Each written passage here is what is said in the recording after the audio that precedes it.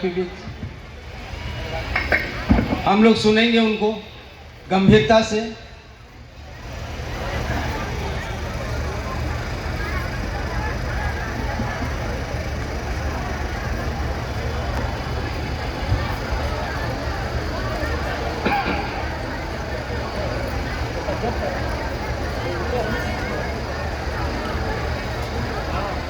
अपने गुरु महादेव साहब, दीदी और यहाँ उपस्थित तमाम गुरु भाई गुरु बहनों को मेरा प्रणाम।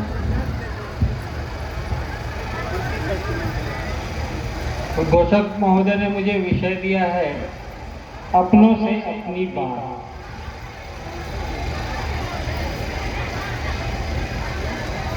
तो अपनी तो पूरी सृष्टि है, क्योंकि सृष्टि महादेव की बनाई हुई है और हम और आप महादेव की ही बात करते हैं, उस भगवान की बात करते हैं जिसकी पूजा हजारों साल से हमारे आपके घरों में होती है। इतिहास गवाह है, इतिहास के पन्नों में दर्ज है, किताबों में दर्ज है, पुराणों में दर्ज है कि महादेव घर घर के बाबा, सबके चंदा मामा, वो धरती पर हर आए इंसान के लिए सर्वश्रेष्ठ रूप में उपलब्ध हैं। उन्होंने तो सृष्टि बनाई ही इसीलिए है कि सब एक दूसरे से प्रेम करें। और यहाँ तो हम और आप महादेव के ही शिष्य हैं, तो सब अपने ही हैं।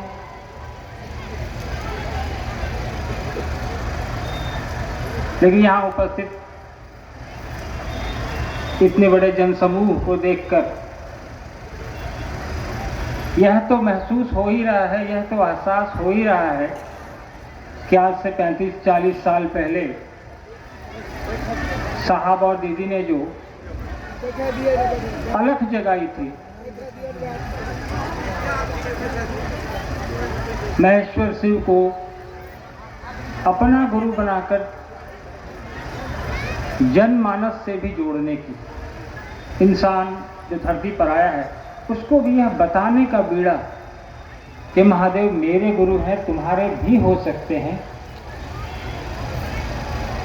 परिलक्षित हो रहा है। संख्या में आप अपनों से अपनी बात कहने और सुनने आए हैं। अपने गुरु की बात, अपने साहब की बात, अपने दीदी की बात। आज से पहले मैं बचपन से देखता आया हूँ, मैंने वो दिन भी देखे हैं जब साहब कार्यालय जाते थे। आप लोगों में से बहुत सारे लोगों को पता होगा कि साहब बिहार प्रशासनिक सेवा के अधिकारी भी थे और आपके इसी कोसी क्षेत्र में मधेपुरा जिले में मजिस्ट्रेट के रूप में तैनात भी थे 80 के दशक में। उन दिनों हम लोग स्कूल में पढ़ते थे, छोटी कक्षा में, तो कई दफ़े हम लोगों ने पाया कि साहब शाम के समय कार्यालय से गाड़ी से आते, किसी न किसी एक आदमी को अपने साथ बिठा के लाते, उसको यह समझाते यहाँ घर पे लाके महादेव के बारे में। कई दफ़े तो हम लोगों ने देखा कि वही आदमी जो रात में शाम के दौरान हमारे ड्राइंग रूम में बैठ के शिव की चर्चा सुन रहा है, साहब का खाना खा रहा है। और कई बार सुबह तक हमने पाया कि हम जब स्कूल जाने को तैयार हो रहे हैं तो भी वो आदमी वहाँ बैठा है और वही शिव की चर्चा चल रही है।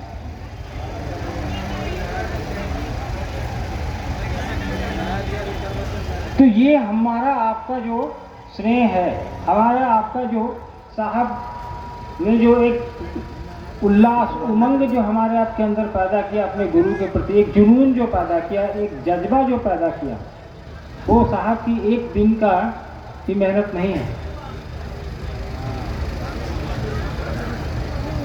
ईमानदारी से बताएं हम और आप कि हम में से कितने लोग आज से पहले या जब भी हमने आपने शिव को अपना गुरु बनाया उसके पहले से जानते थे कि शिव जगत गुरु होते हैं? कितने लोग जानते थे कि शिव जगत गुरु होते हैं? मैं तो नहीं जानता था। मुझे लगता है यहाँ उपस्थित में से कई एक क्या ज्यादातर को नहीं पता होगा कि शिव गुरु का भी काम करते हैं। किताबों में लिखा है, किताबों में तो बहुत कुछ लिखा है। साहब के कहने पे शिव को गुरु आप उपस्थित लोगों में से कितने लोगों ने बनाया? मेरी समझ में सारे लोगों ने बनाया होगा। हमारी आपकी नजर में हमें रास्ता दिखाने वाला, हमें शिव के गुरु स्वरूप की ओर ले चलने वाला एक ही शख्स है।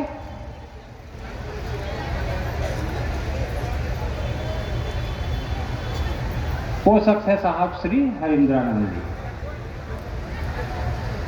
और उनका साथ दीदी नीलम आनंद ने अहर्निश दिया, अपने पूरे जीवन काल में दिया, उसके बाद भी देती रही हैं वो। इस बात से इत्तेफाक हम लोगों ने कभी नहीं किया कि एक अधिकारी, एक जमींदार की बेटी, इन लोगों को क्या जरूरत पड़ गई कि शिव के गुरु स्वरूप को जन जन तक पहुंचाने का बीड़ा इन्होंने उठाया।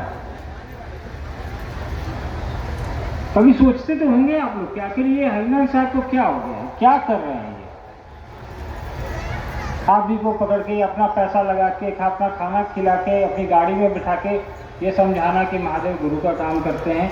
भाई ये तरीका है, मान लो तुम्हारा कल्याण होगा।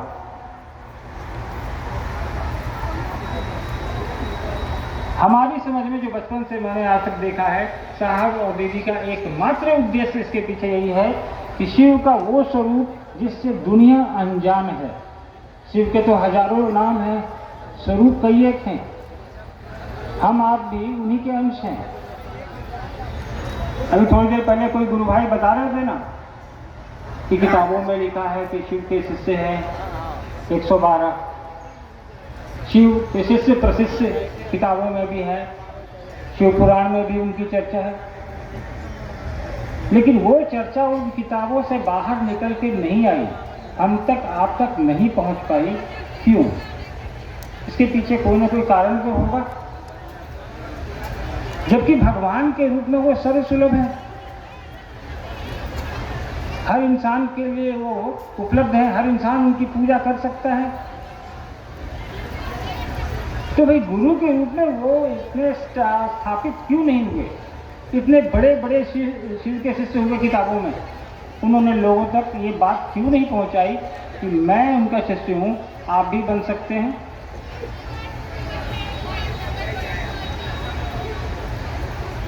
साहब ने कहा कि नहीं।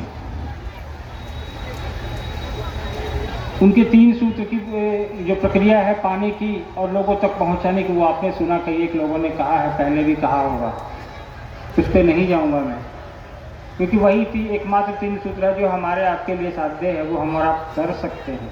साहब ने आसान सी चीज़ें हम लोगों को बता दी, ताकि इसको करो और करके देखो। वो हमेशा कहते थे कि पुट टू टेस्ट एंड जज बाय रिजल्ट। करके तो देखिए आप, इन 3 काम में पैसे तो लगने नहीं हैं, न किसी को देने हैं, न किसी से लेने हैं।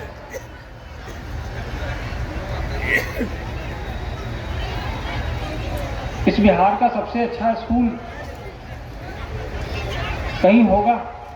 हमको आपको क्या, हमको आपको तभी तक उस स्कूल से मतलब होगा जब हम आप उसमें पढ़ने जाएंगे, उसमें एडमिशन कराएंगे। तो साहब ने कहा कि जब सबसे बड़ा भगवान हमारे पास उपलब्ध है, सबसे बड़ा गुरु हमारे पास उपलब्ध है, और वो भी निःशुल्क, तो हम इधर उधर क्यों जाएं, वहीं चलते हैं। साहब ने यही प्रक्रिया की, पहले खुद को जोड़ा, उसके बाद टेस्ट किया। कई एक सालों तक साहब ने किसी को नहीं बताया घर से बाहर, कि महादेव गुरु होते हैं। जब उनको अनुभूति हुई तब जाकर उन्होंने कहना शुरू किया लोगों को। मधेपुरा जिले में तो कई दफ़े जब साहब लोगों को कहते थे तो लोग कह देते थे कि अरे महादेव तो गुरु हैं ही, इसमें नया क्या बता रहे हैं। बात सही है गुरु, लेकिन आपके हैं कि नहीं है ये मायने रखता है, मेरे हैं कि नहीं ये मायने रखता है। सुने पड़े छो आवश्यक है अपना बनाने की, अपना संबंध जोड़ेंगे हम और आप इनसे, तभी परिणाम आएंगे। देखिए आप मेरे गुरु हैं, इन सूत्र में एक सूत्र ये भी है ना कि आप मेरे गुरु हैं। हम कहते हैं मेरे, मतलब हम और आप अपना समझ रहे हैं, उसको बोल रहे हैं कि आप मेरे हैं, हम पे दया करिए। तो ये अपनापन का भाव ये जब तक विकसित नहीं होगा, आगे के दोनों सूत्र भी किसी काम के नहीं होंगे। तो अपनापन का भाव विकसित करेंगे तो अपने लोग आपको मिलेंगे। महादेव का शिष्य वैसे भी उसके लिए पूरी दुनिया अपनी है। कहा जाता है कि गुरु अपने चेला को अपने जैसा बनाता है। अगर आप दारा सिंह के पास जाते हैं, वो आपको क्रिकेट खेलना नहीं सिखाएगा, वो कुश्ती लड़ना ही सिखाएगा, यानी वो अपने जैसा बनाएगा आपको। तो महादेव का चेला अगर महादेव को अपना गुरु मानता है तो गुरु अपना कार्य करेगा, वो शिष्य को अपने जैसा बनाता है। साहब ने पहले भी कई चर्चाओं में कहा है, YouTube पे या कहीं कहीं उनकी चर्चा है, आप लोग सुनिएगा और सुन के उसको ध्यान से समझने का प्रयास करिए।